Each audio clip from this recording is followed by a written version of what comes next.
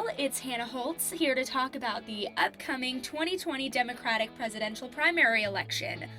Today, we're going to be looking specifically at the issue of gun control and where a few of these candidates stand on that issue. Here to talk to me today is a special guest, Kaylee Underwood. Hi, thank How you so much today? for having me. Yeah. I'm great. I'm ready to talk about these candidates. Oh, me too, yeah. Yes. All right, let's get going. All right, so we're going to start off today talking about former Texas Representative Beto O'Rourke. Yes. Now, I don't know about you, Kaylee, but Beto has a special place in my heart because he's a representative from my home great state of Texas. Oh, yes, it's mine too, the Lone Star State. Gotta love Beto. Yeehaw! So at the last Democratic debate in Houston a couple weeks ago, Beto actually kind of came under some fire from some critics for some very passionate comments that he made about gun control. Let's play that clip really quick. Hell yes, we're going to take your AR-15, your AK-47. We're not going to allow it to be used against our fellow Americans anymore.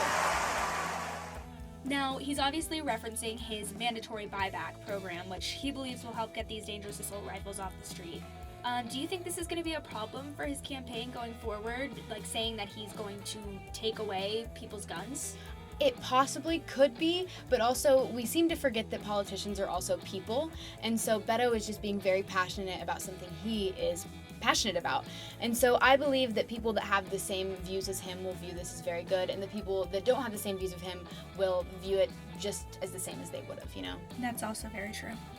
All right, so the next candidate that we're going to talk about is Massachusetts Senator Elizabeth Warren. Now, Senator Warren has kind of made a name for herself during this campaign as the one with all the plans, so it comes as no surprise that she has a very comprehensive gun control plan. Yes. So one of the things that I found most interesting about her plan was her focus on really holding those gun manufacturers responsible, including higher taxes on gun manufacturers and allowing victims and survivors of gun violence to sue those gun manufacturers if a crime is committed with a gun purchased from them.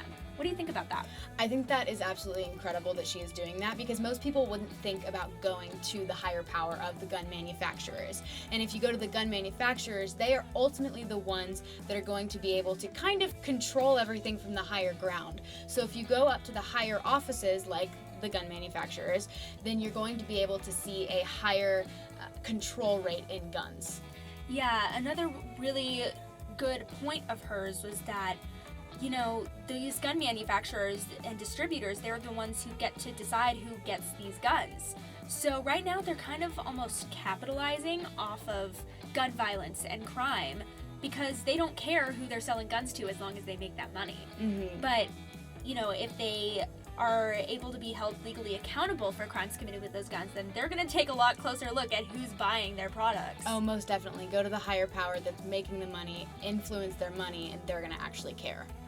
All right, so the third candidate that we're going to talk about today is Minnesota Senator Amy Klobuchar. Now, Klobuchar has kind of positioned herself very interestingly in this race. So she's from the Midwest, you know, she's from a state that Trump won in 2016.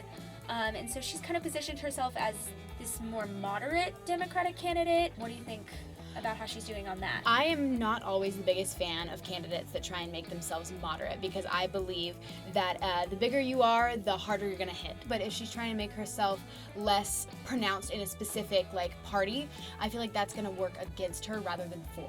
So like an example of this is she comes from, you know, a big state in hunting and fishing.